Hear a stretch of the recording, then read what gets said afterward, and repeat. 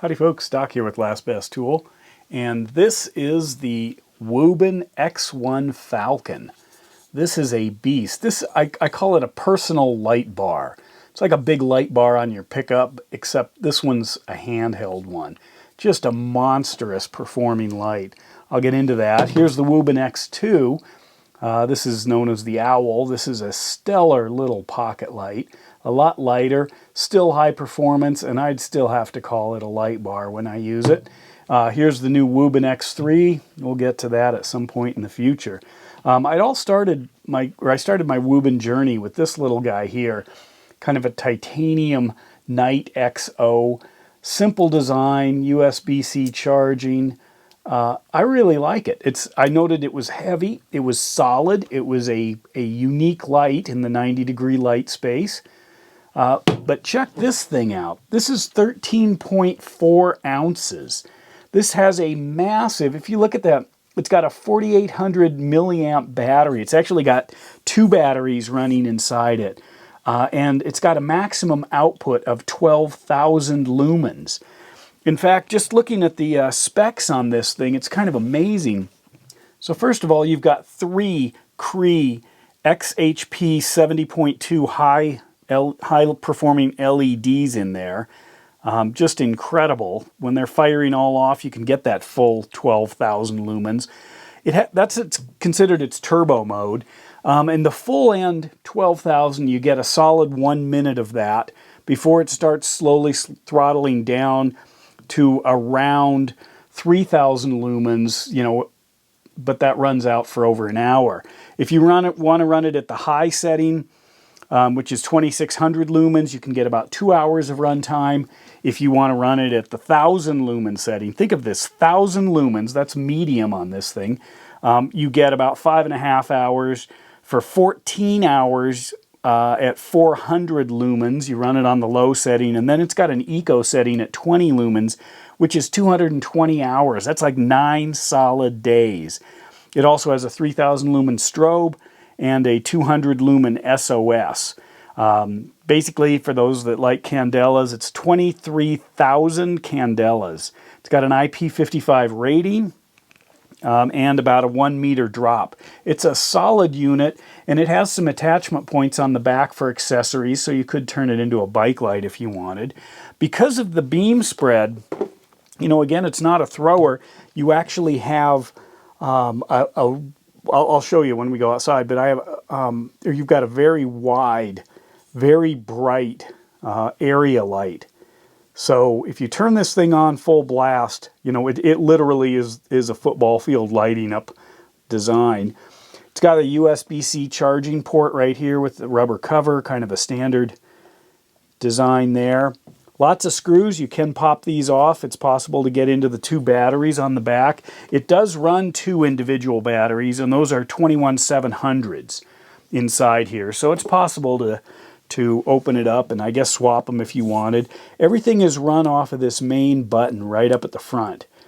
So I've just got it set for on and off. Now, unlike a lot of other flashlights where you've got the settings, like low, medium, high, within each one of those low, medium, and high, you can actually set it to where you want it within its potential lumen range.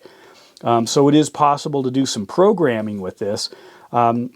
If I double click it, that's where it gets into that full-on 12,000 lumen turbo, which is pretty dramatic. And if I hold the button in, I can go to a low setting. So again, it's got those two features I really like. I can go to the absolute lowest setting and the absolute highest setting directly from the button. Double click to get turbo, triple click to get the strobe. If you look at this thing from a design standpoint, yeah, it's a brick, it's a block. It's a pretty amazing design. What's this up here, you ask? How about a waterproof fan for running it at its high output? If I turn this thing on turbo, there's actually a fan inside here to help cool it, which is pretty much what we have to do in order to get the kinds of outputs that we're getting used to. These 5-digit outputs. You've got to have some sort of an air movement in something this small It's not like a car driving down the highway where you've got, you know, a ton of air moving over the surfaces. Instead, this could be sitting in your hand. And you can feel it. You know, it does get warm. And you can hear this. I'll put it up by my microphone here.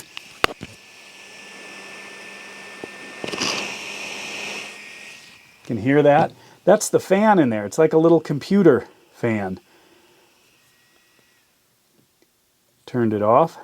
I can see the blades slow down. The blades are, maybe we can try to see that right inside there. It's spinning now. There, it's off. You can see. Get another light maybe. That's what I'll do. Shine that in there and turn it on. Hold it this way here. It's kind of cool to be playing with these things like this.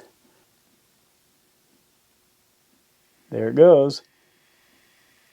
And then if I turn it off, the blade stops. So that is another unusual feature of this Wuben X1.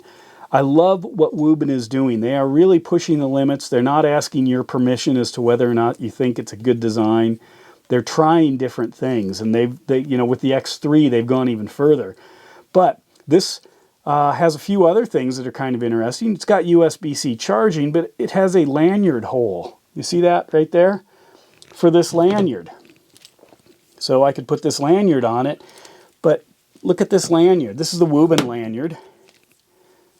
It's got a measuring tape on the inside of it. I mean, they're really trying to push forth, you know, the use of all sides. Oh, but you notice anything unusual about it? How about this? I'm going to pop it out of here. This comes out. And when it does, I've got a USB cord. USB-C-A to USB-C. Right there. So how long is it? Well, I'm glad you asked. It's about 80 centimeters. That's the cord. The charging cord is also the lanyard. Just drop these two things together. Slide it back in here, and you've always got a USB charging cord with you. Anyway, let's go outside and see what this thing does. It's pretty amazing, and the more I use it, yes, it is big, it is heavy, but it is innovative, and that's why I love playing with these new flashlights. They are just making the flashlight space so much more exciting. So let's go take a look and see what it does. All right, we're out in a dark field, snow-covered area with trees. I've put it on a low setting here so you can see, and I've also slowed down the video so it's not quite as dramatic when the camera tries to adjust to the bright light or to the change in light. So here we're on one of the medium settings. So you've got kind of a low, medium, high cycling here. And on low, you can see it's still plenty bright. You can easily navigate around. And then on the higher setting, we're shooting out, you know, 75 yards without any trouble whatsoever. But also look at the side of it. And there's turbo. When you do that, look how wide the beam spread is, how big an area you're lighting up, and how crystal clear that white light is. And now we're looking hundreds of yards away, way down that trail. You can see how high it's going up into the trees. Compare that. When we drop down to a lower setting, you end up cutting down some of the vertical as well. There's the strobe, and then the strobe is actually really fast. I slowed that down a little, but now we'll cycle through a little bit just to see.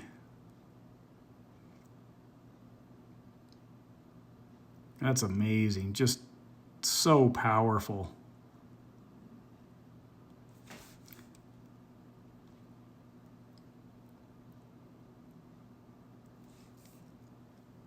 You can see that it's just the ability to throttle through that many different, or to cycle through that many different settings. Well worth it. It's a huge light, very, very stout, but the performance is amazing. And with that, Doc out.